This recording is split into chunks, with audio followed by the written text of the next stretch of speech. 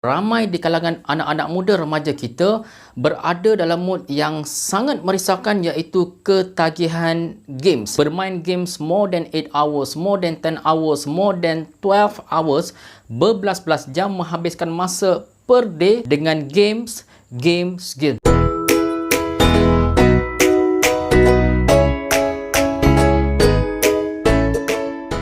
Bismillahirrahmanirrahim. Assalamualaikum warahmatullahi taala wabarakatuh dan salam sejahtera. Terima kasih kepada anda kerana terus setia bersama dengan saya untuk kita membincangkan satu isu ketagihan games di kalangan remaja kita, dan saya sangat berharap agar ramai remaja menonton video ini untuk mereka faham beberapa perkara tentang dunia games. Dalam dunia hari ini, cabaran untuk kejayaan pada masa akan datang, kita bukan sahaja diminta untuk mengejar akademik, bahkan diminta untuk meneroka belajar tentang digital, ilmu digital, ilmu tentang coding, ilmu tentang pengkalan data dan sebagainya, untuk memastikan kita mahir dan bersedia untuk menghadapi cabaran dunia karier pada masa akan datang yang hampir keseluruhannya ataupun mempunyai peratusan besar menggunakan mod digital.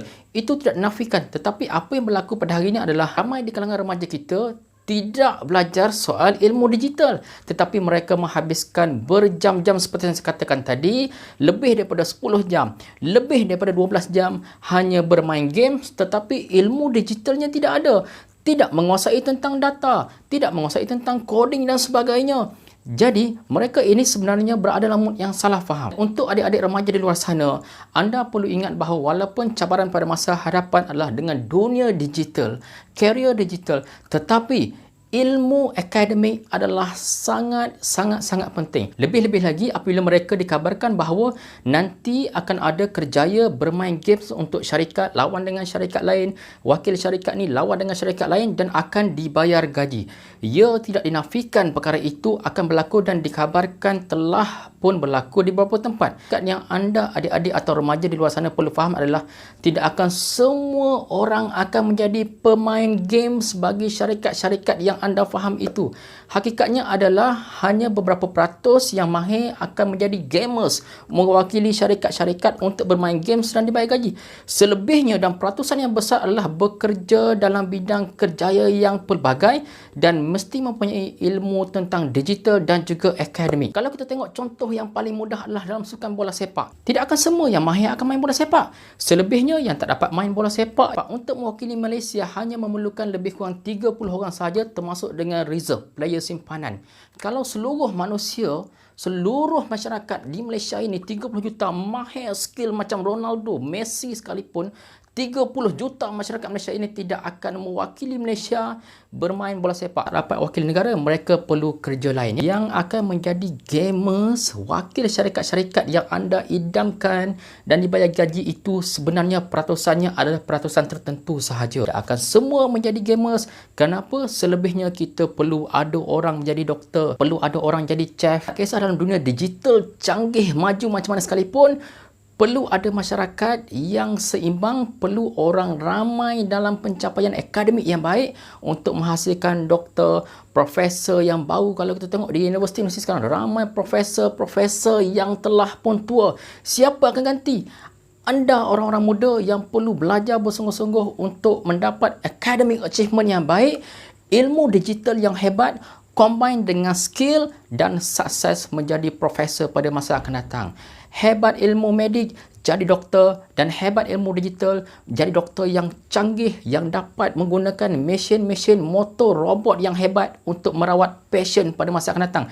Itu sebenarnya yang anda perlu teroka dan belajar. Ilmu akademik dan ilmu digital secara spesifik, secara terurus, tetapi bukan leka main games dan beri alasan bahawa dunia hari ini, dunia digital nak bekerja sebagai gamers. Ingat, saya nak tegaskan sekali lagi bahawa dunia menjadi gamers adalah ya, tetapi ada peratusan tertentu. Tidak akan semua, walaupun semua kita mahir, semua anda mahir main games hebat, tidak akan semua akan jadi gamers. Anak-anak muda sekalian, pada masa akan datang kita perlukan anda orang-orang muda untuk mengganti kami pada hari ini untuk menjadi mekanik, menjadi ahli agama, menjadi guru, menjadi profesor, menjadi doktor, menjadi pemimpin. Bukan semua nak main games. bukan semua nak jadi gamers. Kalau terlihat pada dunia hari ini, seolah-olah terlalu ramai anak muda tidak mahu belajar, kuat main game dengan alasan nak jadi gamers, dan seolah semua nak jadi gamers, nak bekerja sebagai gamers dan tidak mahu belajar akademik. Bukan itu sahaja, tetapi ilmu akademik yang anda belajar sekarang adalah untuk membina masa depan. Kita nak bina keluarga, kita nak bina masyarakat yang hebat. Jadi perlu ilmu. Dalam Islam pun sebut talabul ilmi faridatun ala kulli muslim. Talabul ilmi faridatun ala kulli muslim. Menuntut ilmu adalah satu kewajipan. Faridatun, kewajipan menuntut ilmu, kewajipan. Dan salah satu ilmu yang besar adalah ilmu akademik, termasuk dalam fardu kifayah, fardu ain dan sebagainya. Nanti kita nak bina keluarga, kalau lelaki nak jadi suami, kalau yang perempuan nanti nak jadi isteri, kita nak jadi ibu kepada anak-anak kita. Jadi ilmu sangat penting. Jika tidak, kalau kita jadi gamers gaji berpuluh ribu pun, dengan ilmu tak ada, runtuh keluarga kita, banyak masalah.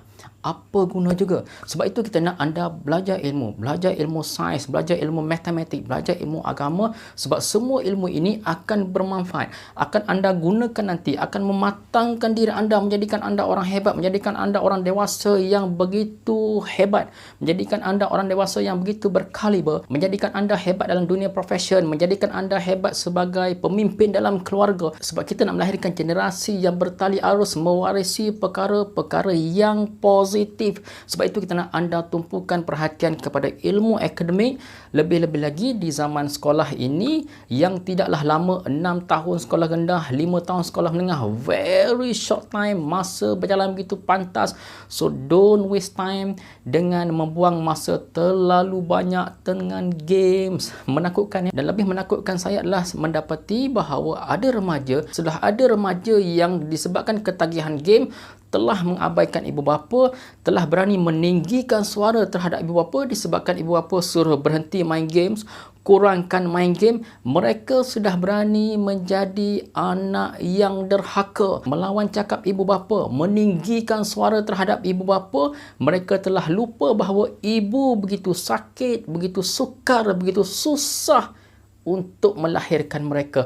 Mereka telah lupa bahawa ayah begitu penat jerih mencari rezeki untuk keluarga dan membina masa depan mereka. Semua ini telah lupa disebabkan ketagihan games yang terlalu teruk, sehingga mereka mengabaikan orang atau individu yang paling penting dalam hidup mereka. Sangat menakutkan, sangat merisaukan. Jadi wahai anak-anak muda di luar sana yang sempat menonton video ini, saya merayu sangat-sangat kepada anda.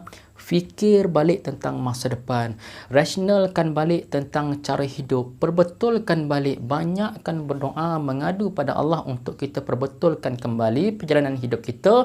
Sebab apa? Salah satu perkara yang kita bimbang adalah saat masa depan nanti, tatkala ibu bapa atau keluarga kita sudah tiada di dunia ini, dan ketika itu kita mengalami kesukaran untuk membina kehidupan dan masa depan, barulah kita nak menyesal dan pandang balik ke belakang, melihat perilaku-perilaku, tingkah laku, gaya hidup negatif tak betul yang telah kita lalui terlalu panjang masa. Dan pada ketika itu dikhawatiri kita sukar untuk bangkit kembali ataupun berada dalam mood yang sangat susah untuk meneruskan kehidupan, untuk make correction terlalu banyak kerosakan, keremukan.